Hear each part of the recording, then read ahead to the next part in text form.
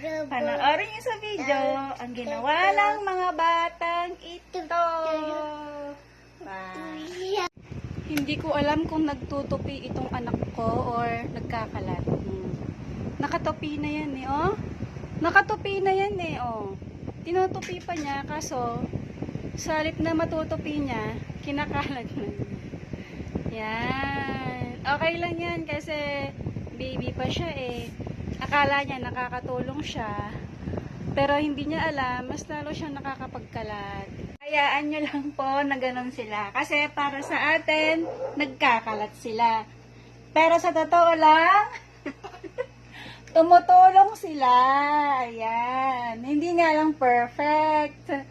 Matutulog ka na? Sleep ka na? Sleep? Matutulog ka na? Yung mga tinutupi mo, yun ang kinakalat niya.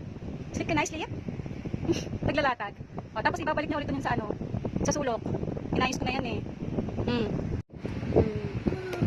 Saan mo ilalagay mga yan?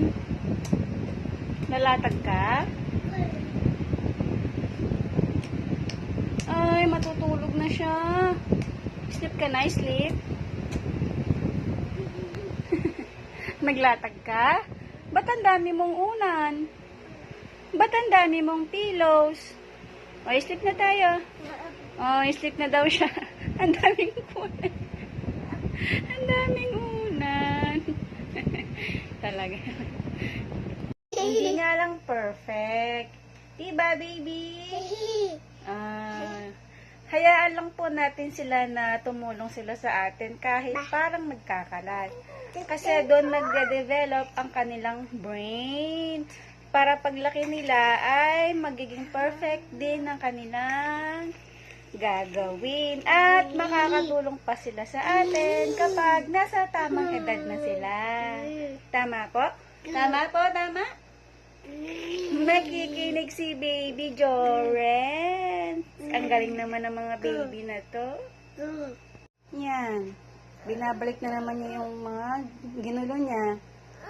Ganyan yan kapag ginulo niya, binabalik niya. Hindi nga lang perfect. Oh. Ayusin na naman ni Mami yan. Sige. Ayusin na naman ni Mami yan. Diba po, pag lumalaki na yung mga bata, kapag malaki na sila, ay na nilang tumulong. Kasi, akala nila, papagalitan mo ulit. Kaya po, may posibilidad na maging tamad ang mga anak natin, paglaki nila. Pero kung hayaan lang silang tumulong, kahit na nagkakalat, ayan, paglaki nila, masisipag na po sila. Opo, paglaki nila, masipag na sila. At perfect na ang kanilang ginagawa. Siyempre po, nakadepende po iyon kung kaya nila. Kasi may mga bagay na hindi pa nila kaya. Ayan.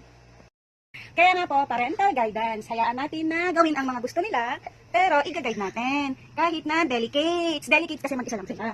Hindi delikado kapag kasama si Mami at Daddy. Ang ganda naman ng bata ngayon. Sa nagkikis, nanggigigil. Alikot ni Kuya. Alikot ni Kuya. Nagbobol si baby. Maalisangan ka, bata? Alikot na baby. Alikot ni Kuya. Alikot Kuya eh. Alikot. Punta ka rin, bebe.